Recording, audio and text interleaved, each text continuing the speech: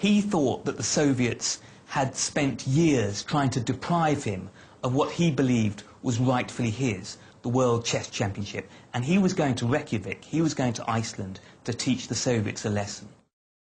Boris Spassky didn't understand where Fischer was coming from. He had tremendous respect for Fischer and tremendous liking for Fischer, but he did not understand that Fischer had come to Reykjavik to wage chess war. But Fischer's desire to politicize the match was quickly overshadowed by his reluctance to show up. Just minutes before he was scheduled to depart for Reykjavik, Fischer fled the airport and began making financial demands of the International Chess Federation. Bobby was very unsatisfied with the prize money. The size of the purse was small, so it didn't give sufficient weight to being world champion. Bobby Fischer wasn't going to play for $8,000, and he raised the ante to well into six figures.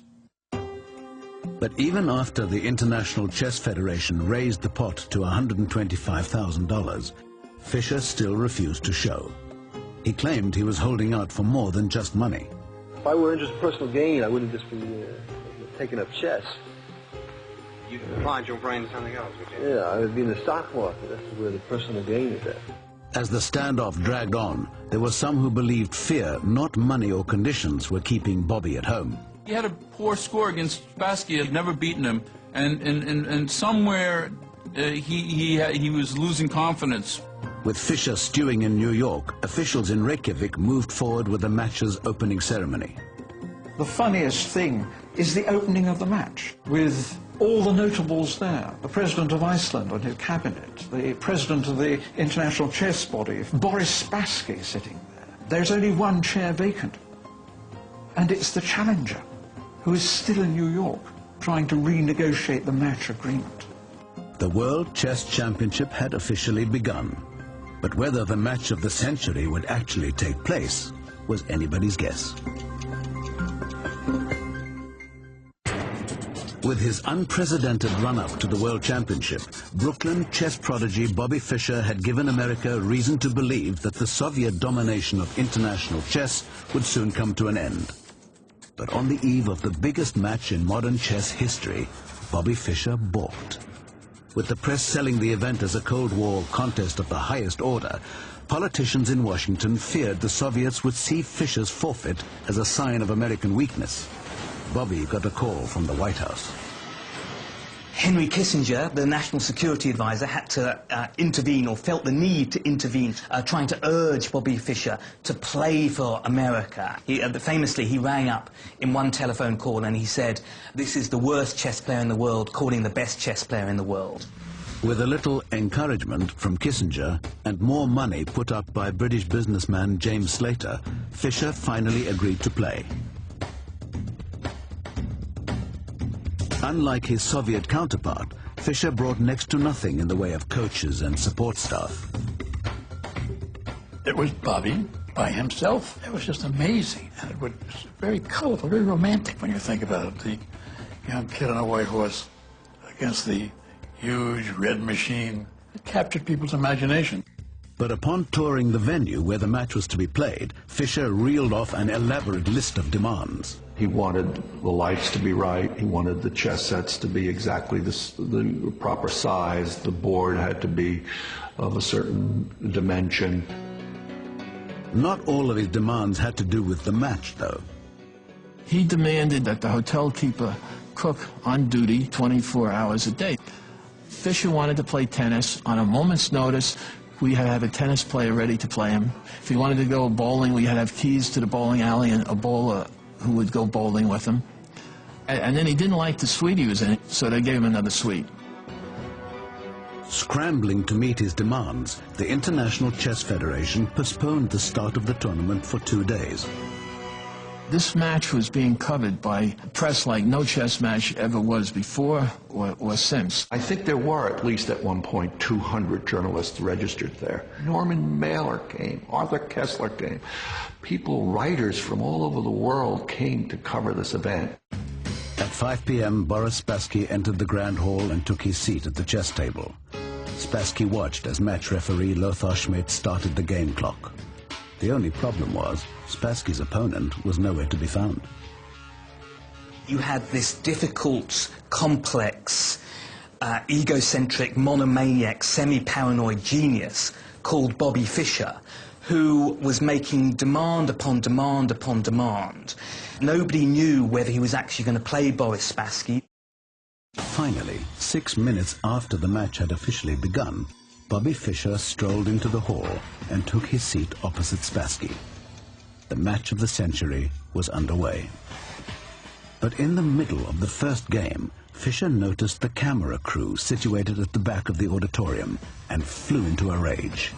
Bobby was very, very, very sensitive to the sound in the audience, even to the sounds of the camera. Amid protests from both the Soviets and from American TV producers, match officials ordered the cameras out. Fischer returned to the table, but lost the game.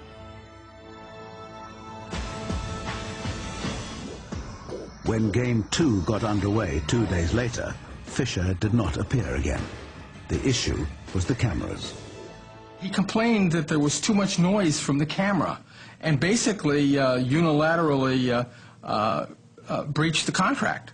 He said, you can't have the camera here. They brought in Iceland's main noise expert, and he measured the levels of noise both before the cameras were turned on and after the cameras were turned on, and he said no human ear could pick up any difference. But Fischer insisted he could hear the cameras and that they were disturbing him. This time, match officials refused to cater to Fischer's demands. He refused to play that game too, and he lost that game too. What was unclear was whether he was then going to turn up for Game 3. Down 2-0, Bobby would probably abandon the game. In fact, he had already booked a flight back to New York. But after a second call from Henry Kissinger, Bobby agreed to return to the match, but only if the first 7 rows of seats were removed from the auditorium. It still wasn't good enough, and more rows of seats had to be removed. And finally, there were 14 rows of seats left, and he said they got to remove 7 more rows of seats. Incensed at the ongoing special treatment for the American, the Soviets finally put their foot down. The Soviets said, well, you know, this has gone too far. If you remove those rows of seats, Spassky will leave. If Spassky had simply taken his pieces and gone home, nobody would have criticized him in the least, but Spassky was a gentleman too, and he wanted to play the match. With the most highly publicized match of all time in danger of total collapse, it was time for a compromise. The referee allowed them to play Game 3 not in the main hall, but in a small back room which was normally used for table tennis. With the cameras gone, Fischer finally turned his attention to the match and immediately went on the attack. It was Fischer's first victory over the world champ. Spassky was shell-shocked. It's my feeling almost that Fischer almost lost those 2 games on purpose to give himself an edge so that he would have something to really, truly fight for and then eventually show to the world. See, even though I was 2 games behind, which is ridiculous in a World Championship match, that indeed I could still win the championship with being 2 games behind. For Game 4, the match returned to the main hall, where Fischer wasted no time in exploiting his newfound psychological edge, winning 5 out of the next 6 games.